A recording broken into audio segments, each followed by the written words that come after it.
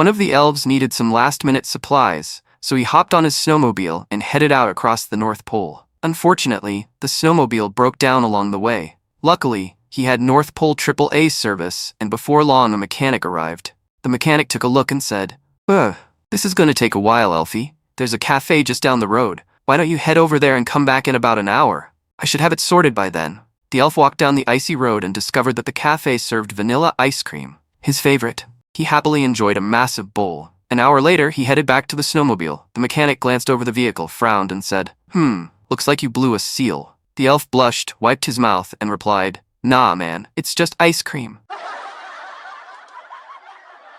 On the last day of term before Christmas, the teacher asked the class, "What expands to 10 times its size when it gets excited?" Little Susie shot up from her chair and said, "That's disgusting, miss. I'm telling my father." The teacher calmly replied, "The correct answer is the pupil of the eye." Then she looked at Susie and said, "And now I know 3 things about you. First, you didn't read the homework I assigned yesterday. Second, you have a very dirty mind. And third, you're going to be very, very disappointed when you grow up."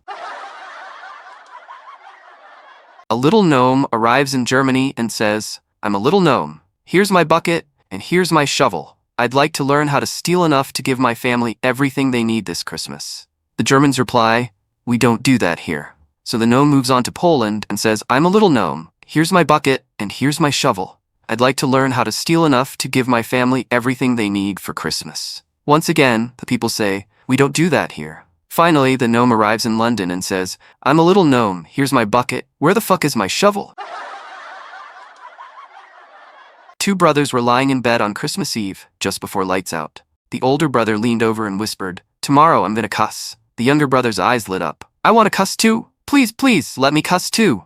The older brother sighed. Okay, you can cuss too. You say ass and I'll say shit." The little brother agreed and rolled over, quietly practicing to himself. The next morning, the boys ran downstairs and jumped up at the table while their mom cooked Dad's breakfast at the stove. She smiled warmly and said, "Merry Christmas, my loves. I hope it's a special day. You can have whatever you want for breakfast. What'll it be?" The older brother said, "Ah, shit, Mom. I'll just have a bowl of Cheerios."